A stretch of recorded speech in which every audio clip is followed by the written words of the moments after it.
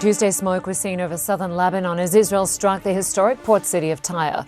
Iran had earlier warned of a severe and crushing response to any strikes on Lebanon.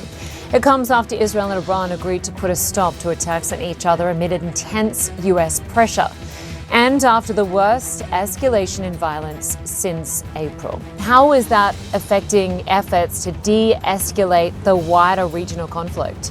Well, listen, it will all depend on whether or not Iran makes good on the threat that it made yesterday. We heard yesterday from a spokesperson for Iran's Revolutionary Guard Corps saying that should Israel continue its attacks either on Iran or on southern Lebanon, then that would result in additional Iranian strikes, a resumption of what we saw over about a 12-hour period from Sunday night into early Monday morning. And Israel has continued with those strikes undeterred. We have seen multiple Israeli strikes both in the first hour after that statement was issued by Iran yesterday, killing 5 people in Lebanon, and then again today, at least 9 people were killed and dozens more wounded in Israeli strikes on that Lebanese port city of Tyre and in other areas of southern Lebanon as well. The Israeli military and top Israeli officials are insisting that they will not only continue but intensify their strikes against Hezbollah targets in southern Lebanon. They are determined not to allow Iran to kind of determine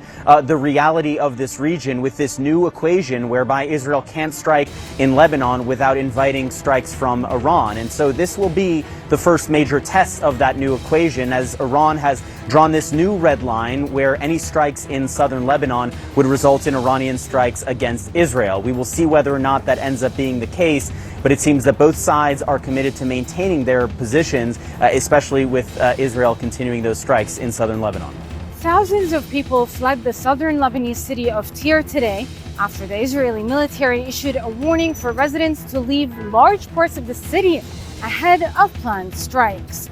The warning sparked heavy traffic along the coastal highway as families quickly loaded cars, uncertain of where they would spend the night as they searched for safety away from the threatened areas. The latest warning comes amid a renewed escalation in the region.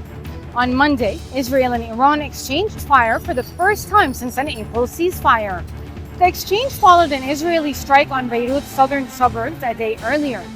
Iran, that backs Hezbollah and that has demanded Lebanon to be part of a possible deal with the US, responded to the Israeli attack near Beirut, launching missiles towards Israel.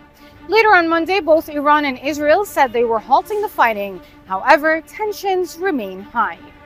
The warning for Tyre is one of the broadest issued for the city in recent months and comes as fears grow that the fighting could intensify even more.